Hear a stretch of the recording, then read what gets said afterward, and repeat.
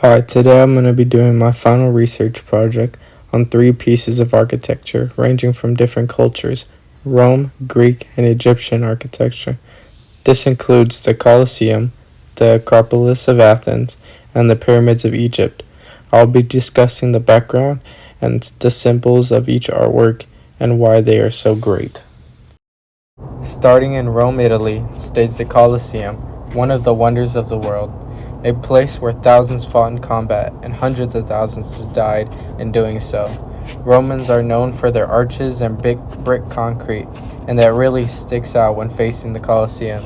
As the Colosseum is mainly made up of brick and concrete, it is also surrounded by countless arches making up the whole outside of the structure. Originally named Flavian Amphitheater, built in 72 AD, the Roman Colosseum was a place of entertainment, a place to watch gladiators fight, animals hunted, and even ship battles. Standing at 48 meters tall and 156 meters long, the Romans really knew what they were doing when being able to introduce water into everyday entertainment.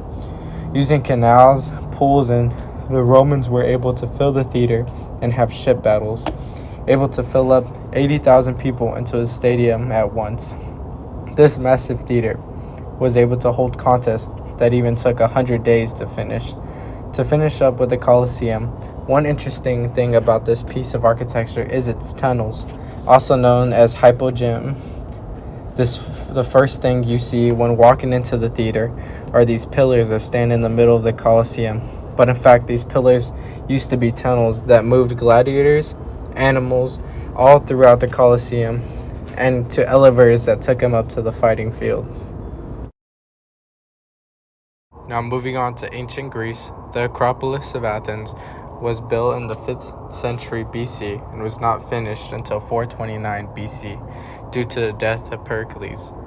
Mostly made of white marble, standing at 156 meters tall, the temple is dedicated to the goddess Athena, the protector of Athens, as well as its iconic columns located on the north side of the temple.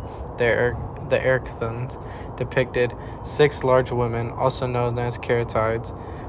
Greeks are mostly known for their temples and their optical tricks, showing perfectly straight buildings, and this optical illusion can be seen from the Parthenon columns, having 46 of these columns outside and 23 on the inside of the Acropolis of Athens.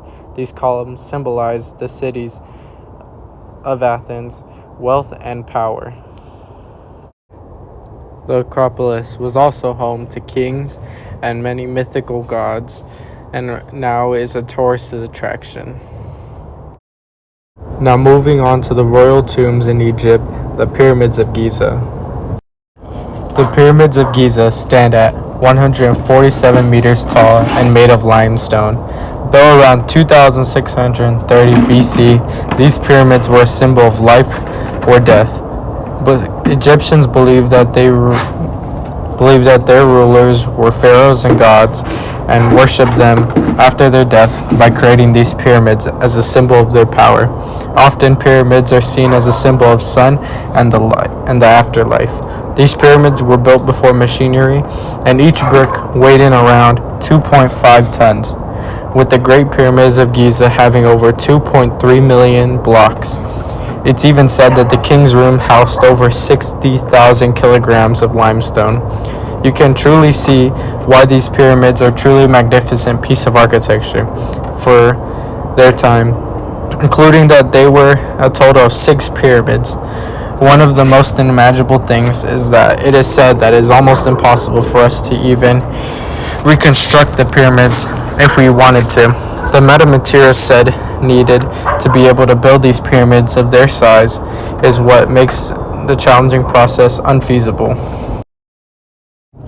I'd like to say at the end of this research project, I have learned that each of these 3 magnificent pieces of architecture have something in common. They were all built with dedication, willpower, and as well as symbolized each culture. The Roman Colosseum symbolized power and entertainment. The Greeks' Acropolis of Athens symbolized civilization and culture. And the Egyptians' pyramids of Egypt symbolized the afterlife.